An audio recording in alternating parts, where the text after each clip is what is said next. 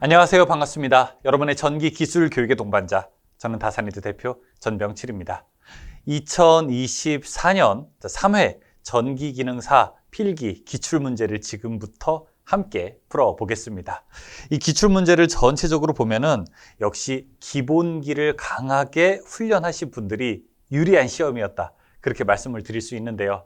일단 전기 이론 부분은 계산 문제가 꽤 나왔습니다.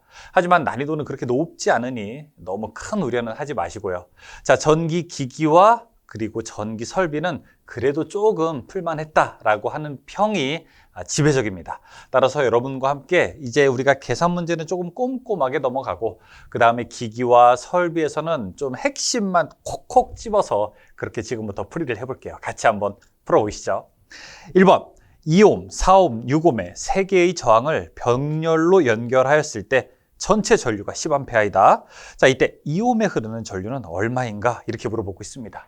일단 제가 지금 설명드린 이 내용을 그림으로 한번 그려보면은 이렇게 되는 거죠. 자, 여기에 전원이 이렇게 쭉 있어서 저항이 하나, 그 다음에 둘, 그리고 3개가 연결되어 있습니다. 이 각각 저항의 크기를 보니 2, 4, 6옴이라고 해요. 여기가 2옴, 그 다음에 4옴, 그 다음에 6옴이라고 합니다. 자, 그때 문제에서는 2옴에 흐르는 전류가 얼마냐? 요거 이제 물어보는 거죠. 이거를 풀려면 어떻게 해야 될까요? 일단 전체 합성 저항 구한 다음에 양단에 걸리는 전압에서 옴의 법칙으로 I는 R분의 V를 보면 풀 수 있겠죠. 그럼 전체 합성 저항 어떻게 구할 수 있을까요? 전체 합성 저항 R 토탈은 이렇게 구할 수 있겠죠. 2분의 1 플러스 4분의 1 플러스 6분의 1 분의 1, 이렇게 계산할 수 있습니다. 아마 이거 전체 합성 저항 구하게 되면요, 아마 1.09옴 정도 이렇게 나올 거예요. 그런데 전체 전류, 흐르는 전류가 얼마라고 했냐면 여기서 10A라고 합니다. 이렇게 10A예요.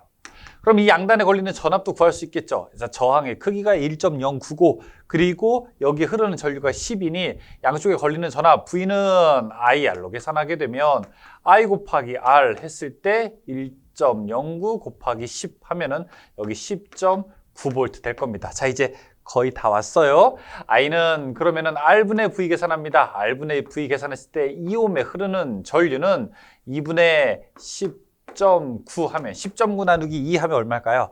4.54 정도 나오지 않을까요? 네. 5.45, 그렇죠? 5.45 나오니까 답은 몇 번? 3번이 됩니다. 2번, 전압계와 전류계의 측정 범위를 넓히기 위해서 사용하는 배율기와 분류기의 접속 방법은 어떻게 되는가 물어보고 있습니다. 자, 배율기와 분류기가 어떻게 접속되는지, 그 원리가 어떻게 되어야 되는지 그걸 알아야 이 문제를 풀 수 있는데요. 일단 첫 번째, 자, 여기에 전압계가 있을 때 전압계의 측정 범위를 넓히기 위한 목적으로 사용하는 것이 뭡니까? 여기다가 이렇게 설치하는 것을 우리는 배율기라고 합니다. 배율기. 그 다음에 자, 여기에 이제 전류가 흘러가는데 반대로 전류가 흘러가는 곳에 전류계의 측정 범위를 넓히기 위해서 사용하는 것, 거기에 이렇게 병렬로 놓는 것을, 자, 이것을 분류기라고 합니다. 그러면은 배율기는 무엇의 측정 범위? 전압계의 측정 범위를 넓히기 위한 목적으로 직렬로 설치하고, 분류기는요, 전류계의 측정 범위를 넓히기 위한 목적으로 사용하면서 병렬로 설치한다, 이렇게 돼 있죠. 배율기는 직렬, 분류기는 병렬. 어떤 게 답일까요? 배율기는 직렬, 분류기는 병렬. 2번이 답이죠. 3번, 어떤 구리도체의 지름이 2.6mm. 자, 밀리미터에다가 이렇게 밑줄 하나 쳐주세요. 그리고 길이가 1000m, 고유저항이 1.69 곱하기 10의 마이너스 8제곱 옴미터일 때 구리선의 저항은 얼마인가 물어보고 있습니다. 이걸 우리가 구리선의 저항 계산하는 공식이 R은 로 A분의 L이라고 하는 공식만 알고 계시면 딱 좋은데, 여기서 로라고 하는 것은 고유저항이니까 고유저항은 이미 알려줬어요. 1.69 곱하기 10의 마이너스 8제곱이라고 했고요. 그 다음에 A, 면적을 계산해야 되는데 우리가 면적은 원의 면적이잖아요. 전선이 동그라니까 파이 R 제곱 이렇게 계산해야 되겠죠. 자, 이거 파이 곱하기 R이라고 하는 거는 얼마가 될까요? 반지름은요. 여기 지금 2.6mm라고 했으니까 1.3mm 곱하기 10의 마이너스 3제곱, 이렇게 계산해야 됩니다. 파이 R의 제곱이니까 제곱 분의 L, 길이 하게 되면 이게 1000m니까 1000 계산할 수 있겠죠. 해설 밑에 참고하게 되면 해설에서 조금 더 자세하게 나와 있는데, 자, 이렇게 계산하면 아마 3.18, 답은 몇 번? 1번처럼 나올 겁니다. 4번, 100V 1000W 전구의 필라멘트 저항은 얼마가 되는가 물어보고 있습니다. 자, 우리가 보통 이제 전력식 P는 여러분이 잘 아는 식 VI 이렇게 해도 계산할 수 있지만 이 저항과 전압으로도 계산할 수 있어요. 저항은요, R분의 V 제곱 이렇게 해도 계산할 수 있죠. 지금 문제는 저항이 얼마냐 요거 물어보고 있어요. 어떤 거 전력이랑 전압 알려준 다음에 R은 그러면 이렇게 계산할 수 있겠죠. P분의 V 제곱. P 값이 얼마라고요? 100W고요. 전압이 얼마라고요? 100의 제곱이요. 그럼 이거 값이 어떻게 됩니까? 여기 제곱하고 이거 없어지게 되면 그냥 저항은 100ohm짜리가 되네요. 답은 3번 100ohm. 5번 R1, R2, R3의 저항 3개를 직렬로 접속했을 때 R2에 걸리는 전압은 어떻게 되는가? 지금 하나, 둘, 세 개가 그림에 보면은 딱 이렇게 직렬로 연결되어 있죠. 자, 이때 직렬로 연결되어 있을 때 특정 저항에 걸리는 전압은 어떻게 계산합니까? 지금 예를 들어 V2를 알고 싶다라고 하면은 전체 저항을 더한 것 분해. 그래서 R1 플러스 R2 플러스 R3 분해. 자, 자기가 알고 싶은 거 R2 곱하기 전체 전압 이렇게 계산하면 되겠죠. 따라서 세 개를 다 더한 거 분해. 자기 곱하기 전체 전압. 몇 번? 3번. 6번, 세 변의 저항 R1, RA, RB, RC가 15ohm인 Y결선 회로가 있다. 자, 이것과 등가인 델타 결선 회로에서의 각 변의 저항은 얼마인가 물어보고 있습니다. 일단 Y결선이라고 하는데 Y결선일 때 각 변의 저항이 15ohm이라고 합니다. 15ohm. 근데 이제 문제는 이걸 가지고 어떤 결선으로 바꾼다고 해요? 이렇게 델타 결선으로 바꾼다는 거예요. 델타 결선일 때 지금 15ohm짜리를 델타로 등가로 하려면은 몇 배를 해줘야 됩니까? 아, 맞아요. 우리가 3배를 해주게 되죠. 그래야지 같아지는 거예요. 델타가 훨씬 저항값이 적으니까. 그러면은 15에다가 3배를 하게 되면 한 변의 저항값은 얼마? 45ohm이 돼야지 답이 되겠죠. 45ohm으로 풀 수 있는 거 답은 몇 번? 4번이 됩니다. 7번. 아래 회로의 전류값은 얼마인가 물어보고 있습니다. 자, 일단 여러분이 자, 이렇게 저항 그리고 전압이 여러 개 있을 때 흐르는 전류를 계산하려면은 일단 ohm의 법칙을 써야 된다는 거는 다들 아시죠? I는 R분의 V라고 하는 것은 다들 아시죠? 자, 그럼 일단 전압부터 한번 구해보죠. 여기 전체 전압이 얼마예요? 자, 전압이 지금 15짜리 있고 5짜리 있는데 두 개의 방향이 공교롭게도 서로 달라요. 자, 그러면은 15짜리와 5짜리를 서로 빼주게 되면은 이때 전체 전압은 얼마? 이때는 10V가 되는 거죠. 그래서 전압은 일단 10V입니다. 거기다가 저항을 계산했더니 1, 2, 3, 4 다 더하게 되는 거예요. 1, 2, 3, 4 다 더하면 얼마가 되나요? 맞아요. 그러면은 15ohm이 됩니다.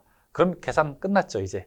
흐르는 전류는 몇 암페어가 돼요? 당연히 10분의 10 계산하니까 1암페어가 되겠죠. 답은 그래서 1번이죠. 8번, 패러데이 법칙에서 화학 당량이란 무엇을 나타내는가? 우리가 이제 전기 분해, 석출량 계산하는 법칙이 바로 패러데이 법칙이죠. 패러데이 법칙 한번 볼까요? W는 어떻게 됩니까? K, I, T. IT는 전기량이니까 K, Q 이렇게도 계산할 수 있죠. 이게 우리가 이제 K라고 하는 게 화학 당량인데 화학 당량은 원자량을 원자 가로 나눈 겁니다. 량을 가로 나눈 거예요. 전체 양을 하나의 단가로 나눈 겁니다. 그게 바로 화학 당량입니다. 답은 2번이에요. 자, 9번. 저항이 15ohm인 도체에 1A의 전류를 10분간 흘렸다면 발생하는 열량은 몇 킬로칼로리인가? 이렇게 물어보고 있습니다.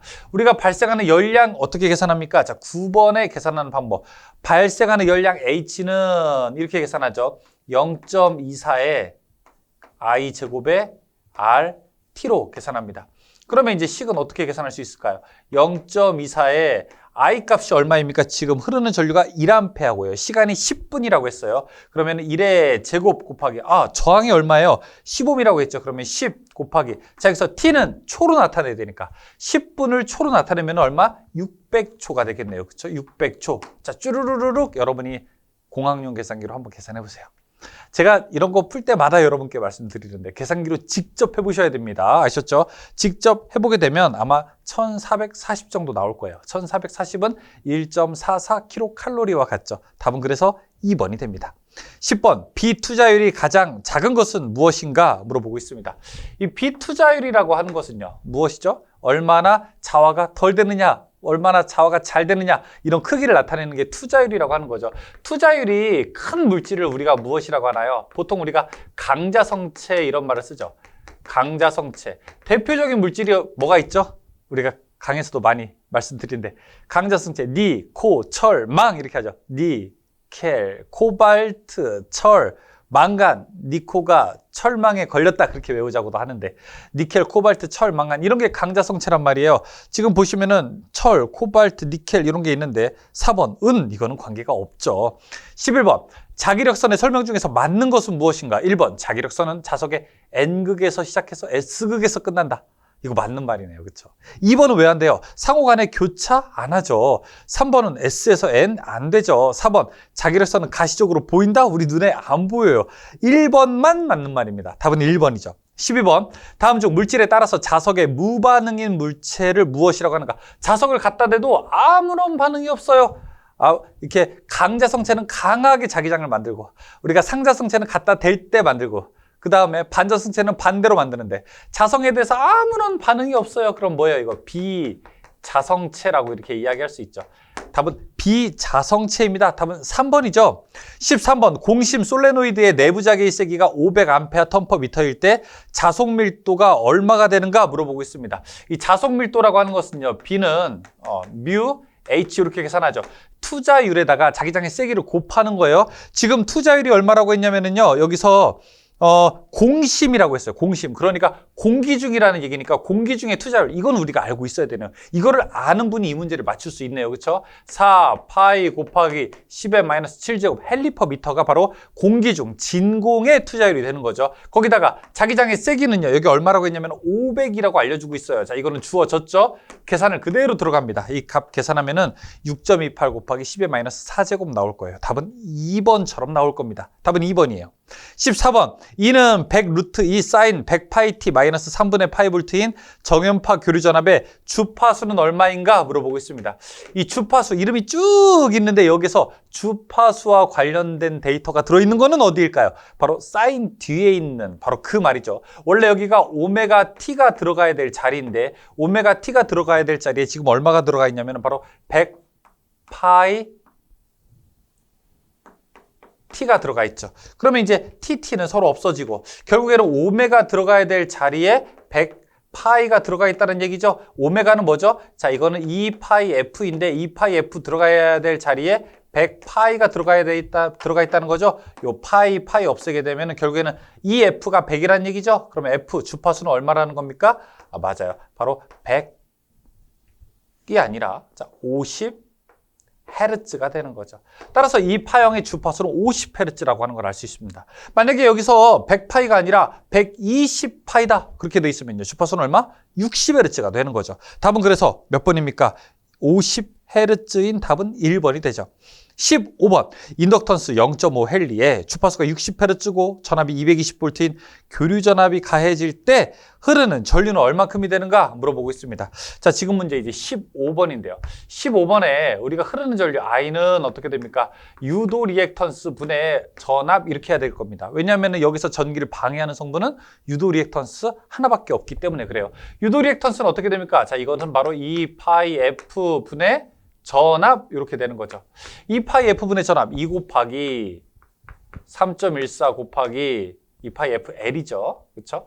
3.14 곱하기 자 주파수가 얼마입니까? 지금 주파수가 60Hz라고 했어요. 60Hz 곱하기 0.5 분의 자 전압이 얼마입니까? 지금 220이니까 220. 이거 그냥 계산하면 되겠네요. 그럼 얼마 나올까요? 여러분 한번 해보세요. 그럼 아마 1.17A 정도 나올 건데 지금 이 강의 들으시는 분들 잠깐 강의 멈추고 한번 계산 직접 해보셔야 돼요. 이 숫자가 나오는지 확인하셔야 됩니다. 답은 4번이죠. 자, 16번. 어느 회로에 피상전력이 60kVA하고 무효전력이 36kVA르다. 이거 그냥 뒤에 단위는 보지 말고 피상이 60, 무효가 36 이렇게 보셔도 돼요. 이때 유효전력은 얼마냐 이렇게 물어보고 있습니다. 이 피상전력, 유효전력, 무효전력, 교류에서는 전력이 크게 세 개인데 이 세 개의 상관관계를 우리가 알아야 되는데 어떻게 됩니까? 피상전력의 제곱은 유효전력의 제곱 그 다음에 플러스 무효전력의 제곱과 같게 되는 거죠. 지금은 여기 유효전력 물어봤으니까 유효전력은 어떻게 계산합니까? 유효전력이라고 하는 것은 루트 피상전력의 제곱 빼기 무효전력의 제곱 이렇게 놓을 수 있는 거죠. 혹은 나 이거 계산하기 너무 어렵다라고 하시는 분들은 피상이 얼마라고 했냐면 여기가 60이죠. 60의 제곱은 유효 얼마인지 모르고 유효의 제곱 플러스 그 다음에 무효가 얼마예요? 지금 36이라고 했으니까 36의 제곱. 자, 이때 유효에 어떤 숫자가 들어가야 되는지 1, 2, 3, 4, 4개를 한번 딱 찍어서 해보면 하나가 정확하게 나오겠죠. 60의 제곱이니까 이게 3600일 테고 3600은 3600 마이너스 무효 36의 제곱 루트 딱 씌우면 유효가 나올 겁니다. 아니면 여기다가 1, 2, 3, 4 하나씩 집어넣어보세요. 아마 48일 때 값이 딱 나올 겁니다. 답은 그래서 2번이에요. 17번 최대값이 200V인 정연파기류의 평균값은 얼마냐. 자, 이게 평균값 막 이렇게 바꾸는 거 좀 나와요. 자, 이거 우리가 트라이앵글, 이 삼각구도를 계산해야 되겠죠. 일단 최대값. 그래서 어디 실효값을 가는 거. 그 다음에 최대에서 평균값을 가는 거. 자, 이거 이제 계산할 줄 알아야 되죠. 최대값에서 실효값 가려면요. 곱하기 얼마 0.707을 곱해주고요. 최대값에서 평균값 가려면 곱하기 0.637을 계산해야 되겠죠. 지금 문제는 이 최대가 200이고 그리고 평균값을 물어보니까 200 곱하기 0.637이에요. 그러면 127 정도 될 겁니다. 답은 3번. 18번 델타 결선인 삼상 유도전동기의 상전압과 상전류를 측정했더니 각각 200과 30A였대요. 자, 이 삼상 유도전동기의 선간전압과 선전류의 크기는 각각 얼마인가 물어보고 있습니다. 지금 델타 결선에서 상전압, 상전류 이게 선간전압, 선전류. 이 델타 결선일 때는 뭐가 똑같습니까? 전압이 똑같죠. 선간전압과 상전압이 똑같죠. 왜냐? 자, 이렇게 델타 결선 하게 된다면 이 델타 결선에서 이 양쪽에 걸리는 전압이나 여기에 걸리는 전압이나 똑같죠. 그래서 전압이 똑같아요. 하지만 전류는 선전류가 루트 3배 더 크게 되죠. 그러니까 전압은 똑같다. 200이다. 하지만 전류는 선전류가 루트 3배 더 크다. 그래서 전류는 30 루트 3이 된다. 답은 몇 번? 4번처럼 나와 있는 게 답이 되는 겁니다. 19번 R은 4옴, 오메가 L은 3옴의 직렬 회로에 E는 100 루트 2 사인 오메가 T 플러스 50 루트 2 사인 3 오메가 T를 가할 때 이 회로의 소비 전력은 얼만큼이 되는가 물어보고 있습니다. 이 19번 문제에서는 지금 전압을 잘 보셔야 돼요. E는 이렇게 100 루트 2 그 다음에 사인 오메가 T고요. 그 다음에 플러스 여기 50 루트 2 50 루트 2 하고 3 아니죠. 사인 3 오메가 T. 자, 이렇게 놓고 있습니다. 여기 이제 그냥 오메가 T라고 나와 있는 게 기본파고요. 앞에 3배 되어 있다는 게 3고조파입니다. 전력을 구하는데 그러면 기본파에 의한 전력을 먼저 구하고 그 다음에 여기 3고조파에 의한 전력을 다음에 구하게 되는데요. 자, 일단 P, 기본파에 의한 전력은 어떻게 구하느냐? 이건 이렇게 계산합니다. R의 제곱 플러스 XL의 제곱 분의 R 곱하기 전압 이렇게 계산합니다. 자, 이렇게 계산하면은요. 지금 전압의 제곱이에요. 자, 이렇게 계산하면은 R 값이 얼마라고 했냐면 지금 여기 4옴이고요. 그쵸? 그 다음에 오메가 1이 얼마라고 했냐면은 3이라고 했죠. 그쵸? 그러면 여기다가 4의 제곱 플러스 유도리액턴스는 3 제곱. 그 다음에 여기 4 곱하기 전압의 100 루트 2는 최대값이잖아요. 여기서 실효값으로 바꾸면 루트 2 없애는 거죠. 자, 그럼 여기 100이 되는 거고요. 자, 그 다음에 이제 3고조파에 의한 전력 계산하면은 R 제곱 플러스 XL은 얼마냐면은 여기서 3배가 되는 겁니다. 그래서 여기서 3XL이 되는 거고요. 분의 R 곱하기 V의 제곱이에요. 그럼 얼마가 될까요? 여기는 4 그대로 가고요. 4의 제곱 플러스 여기는 3 오메가 1이니까 3은 9잖아요. 9의 제곱. 9의 제곱 분의 저항 4 곱하기 전압은 얼마예요? 50이죠? 50의 제곱 이렇게 갑니다. 그럼 두 개 나온 것들을 어떻게 할까요? 이제 더하면 되는 거예요. 이게 아마 한 1600 나오고 이게 한 103 정도 나오니까 1703 정도 나올 겁니다. 답은 그래서 3번이 됩니다. 계산하기 조금 양이 많죠. 20번 교류의 파 형률이라고 하는 것은 무엇이냐? 자, 우리가 이렇게 배웠었죠. 형 무슨 형이에요? 효균이요. 따라해볼까요? 형, 효, 균. 따라해보세요. 부끄럽게 생각하지 마시고. 형, 효, 균. 형, 효균이요. 그 다음에 제가 뭐라고 했어요? 대, 효. 고, 대, 효. 파, 고율은 실효값분의 최대값 이렇게 하죠. 형, 효균, 고, 대, 효. 형은 효균이요. 답 4번. 21번 직류 발전기의 계자의 주된 역할은 무엇이냐? 계자, 전기자, 그 다음에 정류자 세 가지가 있는데 전기자는 유도기 전력을 만들게 되고 계자는 자기 장을 만들게 되는 거죠. 자속을 만든다. 2번이 되죠. 22번 보극이 없는 직류기의 운전 중에서 중성점의 위치가 변하지 않을 때는 부하가 없을 때 전기를 안 쓸 때 무브할 때 답은 1번이에요. 23번 직류 전동기의 규약 효율은 어떤 식으로 표기하게 되는가? 우리가 규약 효율 나타내는데 전동기는 전기를 집어 넣는 거잖아요. 그러니까 뭐가 나와야 돼요?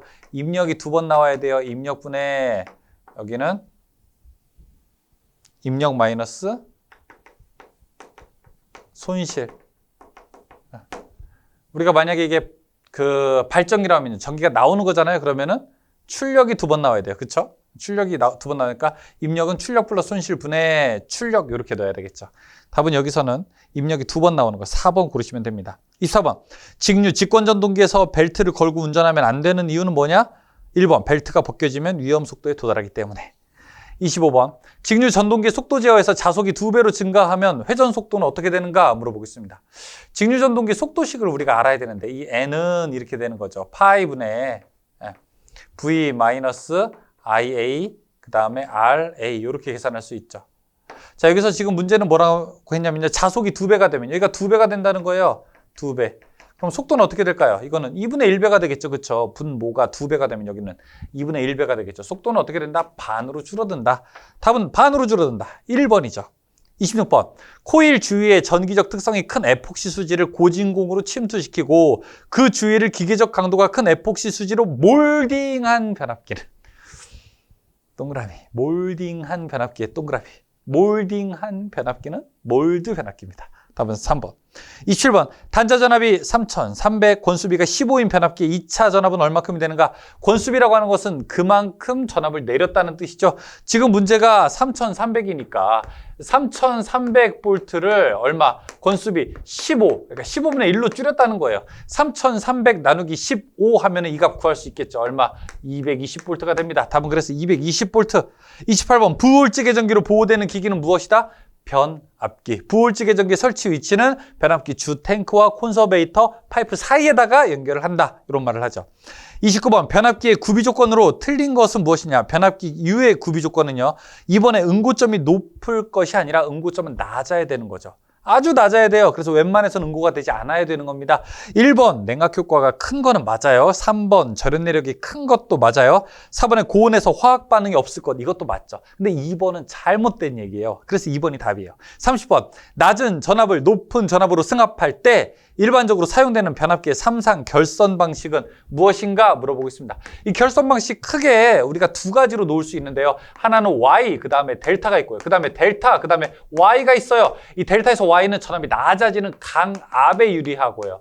그 다음에 델타에서 Y로 가는 거는 전압을 높이는 승압에 유리합니다. 지금 문제는 낮은 전압을 높은 전압으로 바꾼다고 하니까 낮은 전압을 높은 전압으로 바꿀 때 델타 Y가 더 유리하게 되는 거죠. 답은 그래서 2번이 되죠. 31번. 3상 유도전동기 속도 제어 방법 중 인버터를 이용한 속도 제어법은 무엇이냐? 인버터를 사용하는 이유는 뭘까요? 바로 주파수를 제어하기 위한 거죠. 주파수 제어법이 바로 인버터를 사용하는 주 이유가 되는 거죠. 3상 유도전동기는 회전 자계를 속도를 변화시켜야 되고 회전 자계 속도는 바로 주파수에 의한 제어가 되는 거죠. 답은 4번입니다. 32번. 유도전동기에서 회전자 속도가 0이라면 슬립 값은 어떻게 되는가 물어보겠습니다. 슬립이라고 하는 것은 뭐예요? 동기속도분의 동기속도 마이너스 회전자 속도가 되는 거죠. 슬립이 0이다 이 얘기는 뭘까요? 분자가 0이 되는 거죠.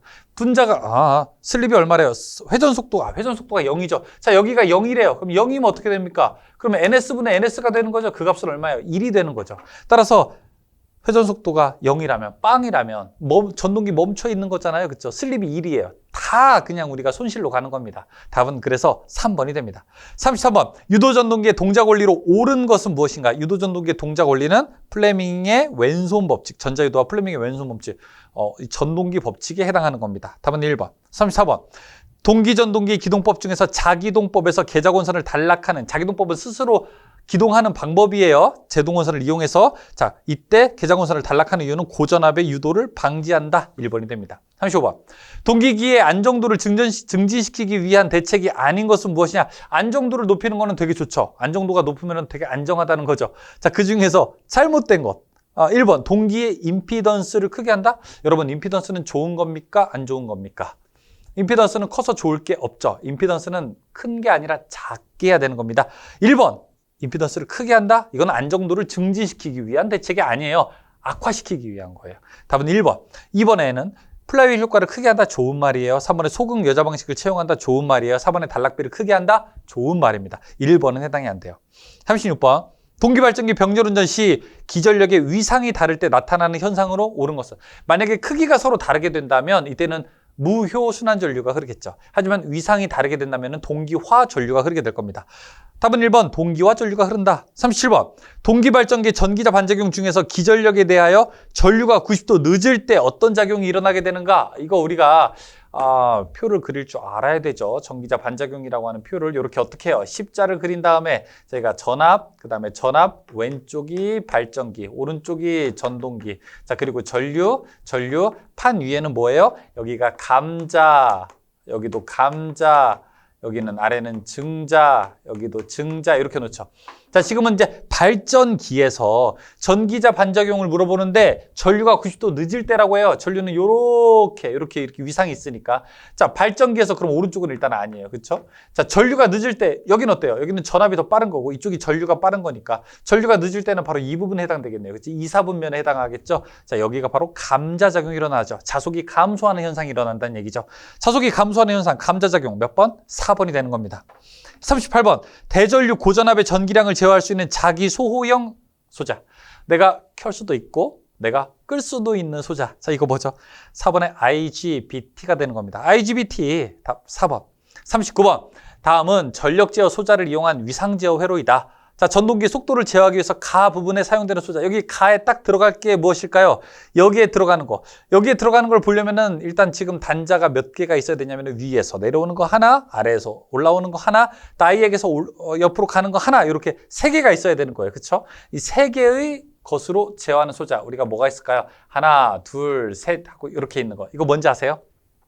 이거 트라이액이라고 하죠. 양쪽에 교류를 제어하기 때문에 뒤에 AC가 들어가는 거. 트라이액이라고 할 수 있습니다. 답은 3번이죠.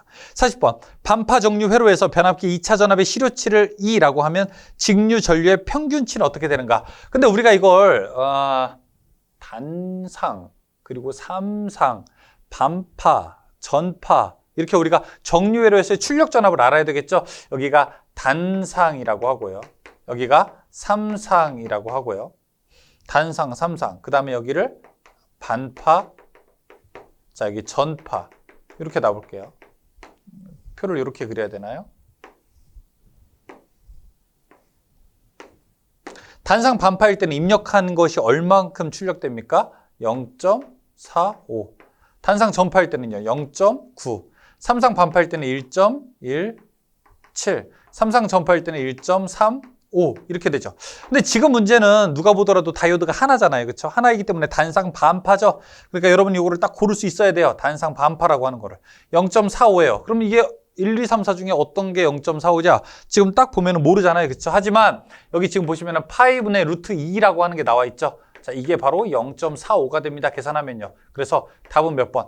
파이분의 루트 2 나오는 거. 그 다음에 R분의 V 나오게 되는 거. 답은 4번으로 놓을 수 있죠.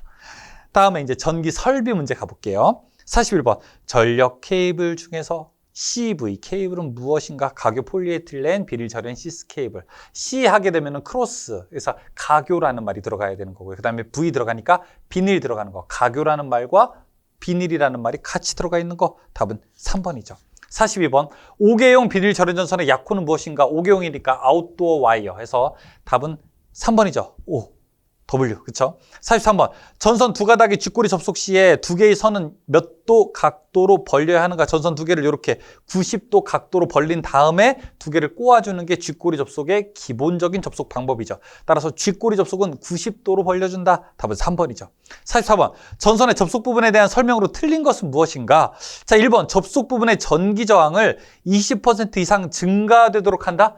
전기 저항이 20% 이상 증가되어야 된다. 아이, 그런 얘기가 어딨어요. 전기 저항이 어느 정도보다는 낮아야 되는 거죠. 기계적 강도가 우리가 80% 이상 유지해야 되는 거고 20% 이하로 감소해야 되는 거예요. 그래서 1번은 잘못되는 거죠. 20% 이상 증가가 아니라 20% 이상 되면 안 되는 겁니다. 답은 1번이 잘못된 거예요. 45번 기구 단자의 전선 접속 시 진동 등으로 헐거워질 염려가 있는 곳에 사용되는 것은 무엇인가? 스프링 와셔를 사용하죠. 46번. 다음 중 전선의 굵기를 측정할 때 사용하는 것은 무엇인가? 와이어 게이지. 와이어가 전선 게이지가 측정하는 거니까 와이어 게이지가 전선의 굵기를 측정하는 데 사용하는 거죠. 47번. 애자 사용 공사에서 전선의 지지점 간의 거리는 전선을 조형제 윗면 또는 옆면에 따라 붙일 때 몇 미터 이하로 되는가? 애자에서는 3m, 애자는 2m. 말로 할게요. 다른 거. 금속관 2m. 합성 수지관 1.5m. 덕트 3m. 라이팅 덕트 2m. 그렇죠? 케이블 2m. 캡타이어 케이블 1m. 뭐 그렇게 되죠. 48번. 합성 수지관 한 본의 길이 하나 길이가 4m입니다. 자, 근데 여기서 이것도 알아야 돼요. 금속관은 얼마일까요? 금속관은 3.6m가 되죠. 답은 합성 수지관은 4m니까 3번이죠. 49번. 후광 전선관의 최대 굵기는 얼마큼이 되는가요? 후광 전선관이 뭐 16, 22, 28, 36, 42 이렇게 쭉 가는데 자, 이때 104가 됩니다. 답은 104. 50번. 교통신호등 제어장치로부터 신호등의 전구까지의 전로에 사용하는 전압은 몇 볼트 이하인가 물어보고 있습니다. 이 신호등은요, 300볼트죠. 그렇죠? 300볼트. 그 다음에 무대마루 및 뭐 그런 데는, 그렇죠? 그런 데는 400볼트. 51번. 화약류의 분말이 전기 설비 발화원이 되어서 폭발할 우려가 있는 곳에서 시설하는 저하 목내 배선 공사 방법으로 가장 알맞은 것은 무엇이냐? 금속관. 그러니까 가능한 게 뭐냐 이렇게 하게 되면 원탑 찾으면 뭐라고 했어요? 금속관 고르라고 했었죠. 그렇죠? 그리고 다음 중 아닌 것은 하면 합금캐 아닌 거 그거 이제 고르면 되는 거고요. 52번. 가공 전선로의 지지물에 시설하는 지선, 이제 지지선이라고 이제 이름이 바뀌었죠. 자, 연선을 사용할 때 소선의 최소 몇 가닥을 사용하는가? 이렇게 전주가 있으면은 이 전주 쓰러지지 말라고 지지하는 선. 이거는 몇 가닥 이상? 3가닥 이상의 연선으로 되어 있어야 됩니다. 3가닥 이상으로 꼬여 있어야 돼요. 53번. 전로의 중성점을 접지하는 목적에 해당되지 않는 것은 무엇인가? 1번. 보호장치의 확실한 동작의 확보 맞아요. 2번. 부하전류의 일부를 대지로 흐르게 하여 전선을 절약한다. 이런 게 어디 있어요. 전선 절약은. 그러니까 여러분 어떤 전기 설비를 하더라도 가장 중요한 것은 안전과 관련된 겁니다. 뭐 경제성 이런 거는 안전보다 더 우위에 설 수 없어요. 자, 이거는 안전과 관련된 겁니다. 접지의 가장 큰 목적은요. 3번처럼 이상전압의 억제라든지 4번의 대지전압의 저하 이런 것이 안전상 주요 요인에 해당하는 거지 2번처럼 전선 절약 이런 거는 관계가 없어요. 54번. 욕실 등 인체가 물에 젖어 있는 상태에서 물을 사용하는 장소에 콘센트를 시설하는 경우에 적합한 누전 차단기는 15mA, 그 다음에 동작 시간 0.03초짜리 2번이죠. 55번. 논이나 기타 지반이 약한 곳에 건주 공사 시, 그러니까 전주를 이렇게 세울 때 전주의 넘어짐을 방지하기 위해서 시설하는 것은 무엇인가 물어보고 싶습니다. 여기 전주 넘어짐을 방지하기 위해서 이렇게 지지하는 거. 이거 예전에는 근가라고 했거든요. 지금은 이름이 바뀌었어요. 지금은 전주 버팀대, 더 직관적이죠. 이렇게 우리나라 말로 해서 전주 버팀대라고 합니다. 답은 2번이죠. 56번. 특고압 가공 전선로의 지지물에 시설하는 통신선 또는 이에 직접 접속하는 통신선 중 옥내에 시설하는 부분은 몇 볼트 초과 저하 목내 배선의 규정에 준하여 시설하도록 하고 있는가? 400볼트에 시설해야 됩니다. 특고압일 때는요. 57번. 저압 가공전선과 고압 가공전선을 동일 지지물에 시설하는 경우에 상호 이격거리는 얼마큼이 되는가? 이 전주에다가 이렇게 설치하는데 고압이랑 저압을 같이 놓는데요. 이렇게 고압, 그 다음 밑에 저압 같이 놓을 때 서로 얼마 이상? 50cm 이상 떨어져야 된다. 50cm. 병행 설치할 때. 58번. 전등 한 개를 이계수에서 전멸하고자 할 때 옳은 배선은 무엇인가? 자, 이계수 전멸하고자 한다면 이거 어떻게 되는 겁니까? 전원이 맨 처음에 2개가 들어와요. 그 다음에 3로 스위치가 하나, 둘, 3개 있고 하나, 둘, 3개 있죠. 램프는 요 사이에 있다고 하면은 3로 스위치로 이렇게 하나 가고 그 다음에 서로 연결성 가고 반대가 램프로 가고 반대가 들어옵니다. 그래서 여기는 2가닥. 그 다음에 이쪽에는 3가닥, 그 다음에 여기도 3가닥 되는 거죠. 3, 3, 2 이렇게 돼야 됩니다. 스위치의 각각은 3가닥씩, 그 다음에 전원에서는 2가닥 가는 거 몇 번? 마지막 4번으로 놓을 수 있죠. 59번. 최대 강도 I 칸델라인 평면판 광원으로부터 방출하는 구광원의 전광속은 얼마이냐? 9일 때는 4파이 I 이렇게 계산하면 됩니다. 답은 3번. 60번. 기계 장비나 프로세서를 제어하는 산업용 컴퓨터는 무엇인가 물어보겠습니다. 프로그래머블 로직 컨트롤러, 바로 PLC를 답하는 게 바로 이 문제의 답이죠. 답은 1번이 됩니다. 자, 여기까지 해서 우리가 2024년 3회 전기기능사 필기 기출문제, 자, 중요한 문제들 풀어봤습니다. 여러분 이 문제가 좀 익숙하시다면 이제 요 전회차 또 익숙해지신다면 또 전회차 하나씩 풀어가면서 여러분께서 지금까지 공부하신 것들이 잘 정리됐는지 확인하시고요.